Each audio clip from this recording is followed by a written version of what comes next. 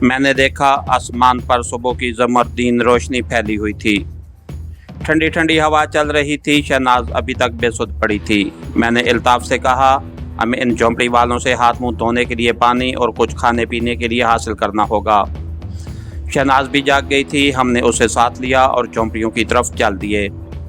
ہلکی روشنی پھیل رہی تھی۔ دو بنگالی کسان دھوتیاں باندھے ایک جھونپڑی کے باہر بیٹھے ناریل کا پانی پی رہے تھے۔ ان میں سے ایک کی چگی داڑھی تھی۔ میں نے آہستہ سے کہا، یہ مسلمان لگتے ہیں، لیکن خبردار انہیں اپنا راز نہ بتانا۔ ایک دھوتی پوش دبلی پتلی ادھیڑ عمر کی عورت جھونپڑی کی ایک جانب بیٹھی چولہے میں آگ جلا رہی تھی۔ دو بھارتی فوجیوں کو اپنی طرف آتے دیکھ کر بنگالی اٹھ کھڑے ہوئے۔ انہوں نے ماتھے پر ہاتھ رکھ کر ہمیں سلام کیا۔ ان دونوں میں ایک جوان اور ایک پکی عمر کا تھا۔ دونوں دبلے پتلے اور کمزور تھے۔ میں نے ٹوٹی پھوٹی اردو میں کہا، ہم بھارتی فوجی ہیں، ہمیں ہاتھ منہ دھونے کے لیے پانی اور کچھ کھانے کو چاہیے۔ میرے لہجے کے تحکم سے وہ سہم گئے۔ ان میں جو بڑا تھا اس نے اپنی بیوی کو جھریا کہہ کر آواز دی۔ یہ نام ہندوؤں کا تھا، مگر بوڑھے بنگالی کی داڑھی بتا رہی تھی کہ وہ مسلمان ہے۔ پھر خیال آیا کہ مشرقی پاکستان کے مسلمان اپنی بیویوں اور لڑکیوں کے دو نام رکھتے ہیں، ایک مسلمانوں کا اور دوسرا ہندوؤں والا نام۔ اس کی بیوی نے ہمارے لیے زمین پر چٹائی بچھا دی۔ میں نے منہ ہاتھ دھونے کے لیے پانی مانگا تو بوڑھے بنگالی نے ایک طرف درختوں میں اشارہ کر کے بتایا کہ ادھر ایک تالاب ہے۔ پہلے میں تالاب پر گیا۔ وہ ایک چھوٹا سا تالاب تھا جس کی سیڑھیاں پانی میں اتر گئی تھیں۔ اس قسم کے تالاب مشرقی پاکستان کے دیہاتوں میں عام ہوتے تھے۔ میں نے ہاتھ منہ دھویا، پھر الطاف کو بھیج دیا۔ وہ واپس آیا تو شہناز کو تالاب پر جانے کا اشارہ کیا۔ شہناز خاموشی سے ادھر چل دی۔ اس کا لباس تو بنگالی لڑکوں جیسا تھا، مگر چال عورتوں جیسی تھی۔ میں نے محسوس کیا کہ بوڑھا بنگالی اس کی طرف مشکوک نظروں سے دیکھ رہا ہے۔ ہم نے ناشتہ کیا۔ بوڑھے بنگالی کی بیوی نے کالک لگی کیتلی میں ہمارے لیے چائے بنا دی۔ معلوم ہوا کہ میرا اندازہ درست تھا، یہ ایک مسلمان بنگالی کنبہ تھا۔ تھوڑی دیر بعد جھونپڑی کے اندر سے ایک خوش شکل نوجوان بنگالی لڑکی نکل آئی۔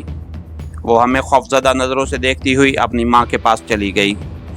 بوڑھے بنگالی نے ڈرتے ڈرتے بتایا کہ یہ اس کی بیٹی ہے۔ وہ ہمیں باتوں میں لگا کر ہماری توجہ اپنی بیٹی کی طرف سے ہٹانا چاہتا تھا۔ میں نے اسے پوچھا کہ بھگوڑے پاکستانی فوجی تو یہاں نہیں ہیں۔ اس نے ایک گہری سانس بھر کر بتایا کہ ادھر جتنے پاکستانی فوجی تھے سب کو انڈین فوج گرفتار کر کے لے گئی ہے۔ میں نے جیب سے انڈین کرنسی کے 20 روپے نکال کر بوڑھے کو دیے۔ اس نے لینے سے انکار کر دیا۔ وہ ابھی تک خوفزدہ تھا اور اس نے اپنی لڑکی کو اس دوران میں اشارہ کر کے دوسری جھونپڑی میں بھیج دیا تھا، کیونکہ مکتی بہنی اور انڈین فوجی بنگالی لڑکیوں کو بھی اغوا کر کے لے جاتے تھے۔ میں نے زبردستی اسے 20 روپے دیے اور اس کا شکریہ ادا کر کے چلے ہی تھے کہ ایک طرف سے فوجی جیپ آتی دکھائی دی۔ میں نے الطاف کی طرف دیکھ کر اسے ہوشیار رہنے کا اشارہ کیا اور شہناز سے کہا کہ وہ درختوں کے درمیان کھڑی اپنی جیپ میں جا کر بیٹھے۔ شہناز چلی گئی۔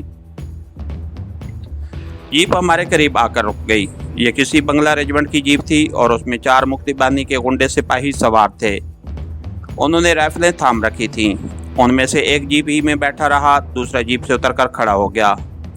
2 مکتی بہنی والے ہماری طرف بڑھے۔ وہ مسکرا رہے تھے۔ ان کی وردیاں مکتی بہنی کی تھیں اور آنکھوں سے وحشت اور درندگی ٹپک رہی تھی۔ انہوں نے ہمیں سلوٹ کیا اور ٹوٹی پھوٹی اردو میں کہا کہ وہ لوگ یہاں مرغیاں اور انڈے لینے آئے ہیں۔ میں نے وہاں ٹھہرنا مناسب نہیں سمجھا اور الطاف کو ساتھ لے کر واپس اپنی جیپ کی طرف چل دیا۔ ہمارے لیے ان لوگوں سے دور رہنا ہی بہتر تھا۔ درختوں کے جھنڈ میں ہماری جیپ کھڑی تھی۔ میں جیپ اسٹارٹ کرنے ہی والا تھا کہ کسی لڑکی کی چیخ سنائی دی۔ ہم نے درختوں کے درمیان سے دیکھا 2 مکتی بانی والے جھونپڑی میں سے اسی نوجوان لڑکی کو گھسیٹ کر اپنی جیپ کی طرف لے جا رہے تھے۔ دن کی روشنی چاروں طرف پھیل چکی تھی۔ بنگالی بوڑھا اور اس کا بیٹا ہاتھ جوڑ کر رحم کی بھیک مانگ رہے تھے۔ لڑکی کی ماں اپنی چھاتی پیٹ رہی تھی۔ میں اسٹین گن لیے اچھل کر جیپ سے اترا اور الطاف سے کہا، مجھے کور دینا۔ 2-4 چھلانگوں میں درختوں کے جھنڈ سے نکل کر جھونپڑی سے چند قدموں کے فاصلے پر میں نے خود کو زمین پر گرا دیا اور ایک ہوائی برسٹ مار کر چلایا، اس لڑکی کو چھوڑ دو۔ مکتی بہنی والے رک گئے۔ جو جیپ کے پاس کھڑے تھے انہوں نے فوراً پوزیشن سنبھال لی۔ ان کا لیڈر انگریزی زبان میں چلایا، तुम इंडियन सोल्जर्स की हमने मदद की है, हम ना होते तो तुम लोग पाकिस्तानियों से हथियार नहीं डलवा सकते थे।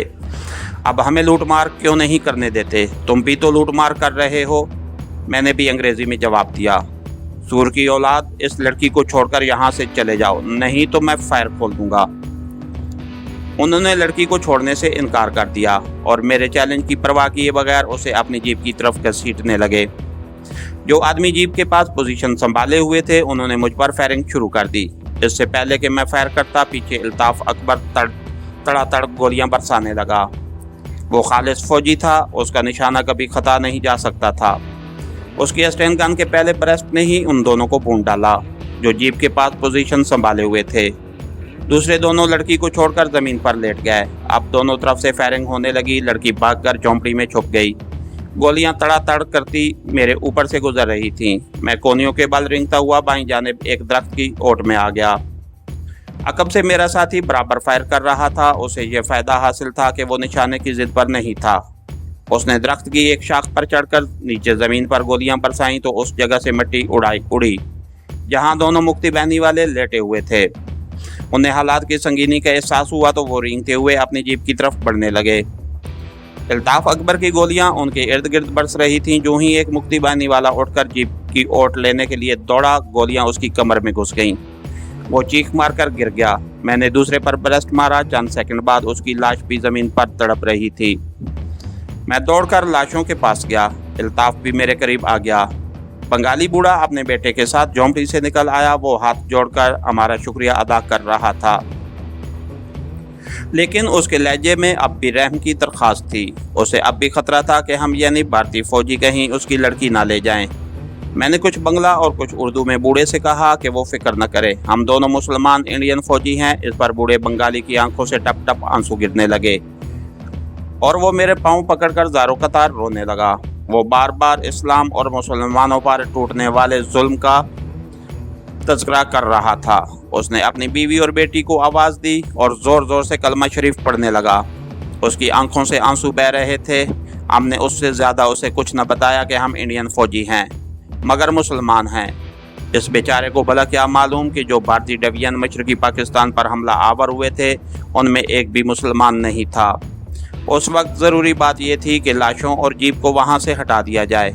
हमने चारों लाशों को उठाकर उनकी जीप में पिछली सीट पर डालकर ऊपर घास फूस डालकर उन्हें छुपा दिया। फिर जमीन पर गिरे हुए खून के धब्बों को भी मिटा दिया। जिस जीप में मुक्ति बाहिनी की लाशें पड़ी थीं उसे मैं ड्राइव कर रहा था। मेरे पीछे पीछे अल्ताफ अकबर शहनाज को लिए जीप चला रहा था। बड़ी सड़क पर आने की बजाय मैं जीप को दरख्तों में से निकालकर एक ऊंची जगह पर ले गया जहां नीचे गहरी खाई थी। जीप को लाशों समेत खाई में लड़काने से पहले मेरे दिल में ख्याल आया कि जेब की तलाशी लेनी चाहिए।